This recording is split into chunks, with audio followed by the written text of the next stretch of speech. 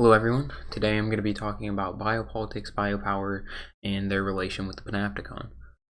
So first of all, let's start with explaining what biopolitics is as simply put as possible. Biopolitics takes life and populations as its subject. Now that we have a very simple understanding of what biopolitics is, we can gain and grasp a simple understanding of what biopower is. Biopower names the ways in which biopolitics, aka the subjection of life and populations, is put to work in society. So think of biopolitics as the subjection of people to power, and biopower the ways in which that is done. One of the clearest cut examples of this is the Panopticon, in which Foucault refers to in Discipline and Punish. The Panopticon was a prison design created by utilitarian Jeremy Bentham. The design was as simple as this. There was a watchtower in the center of the prison, and all prison cells were visible to the individual in the watchtower. However, the people in the prison cells were not able to see the watchman in the watchtower because there would be a very bright light impeding their vision. Thus, the prisoners rationally would act as if there were always someone in the watchtower watching them because they never knew when there was or wasn't. This results in a self-disciplining subject formation, so it's like where the few watch over the many, and out of the threat of punishment, the many subconsciously conform to the standard of normalization that was handed to them by the few.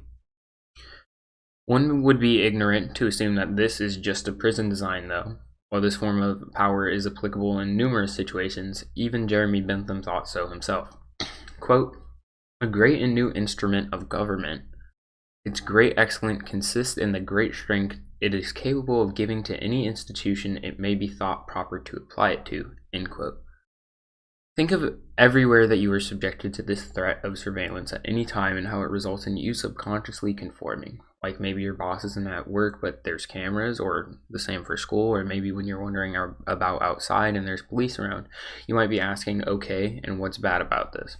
Well, think about who and how the standards of normalization are set and what the consequences are for not meeting those standards. Maybe alienation or open hostility. Let's go back to the work example real quick. Let's say at work your boss isn't there and there's no cameras. The question is, would you still conform to the standard of normalization set by your boss? The answer is probably, because you don't know whether or not your coworkers have conformed and wouldn't want to be snitched on. So now extrapolate off of that example and apply it to society in general. What do fellow members of society do when people stray away from what's ideal?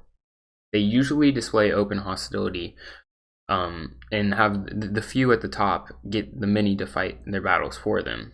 An example is the civil rights movement. It wasn't the ruling elite going on the streets beating up black people. It was the fellow working class people who were told from above that black people were bad and don't deserve rights. Let's do a quick recap. Biopolitics is the subjection of life to power, and biopower is the mechanisms in which that happens.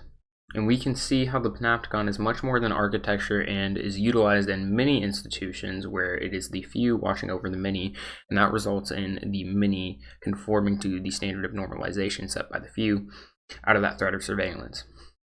If this video helped at all, please drop a like. If you're new to the channel, subscribe and turn on post notifications to never miss another upload or stream. And if you want to join an online political Discord, my link is in the description along with my other social medias.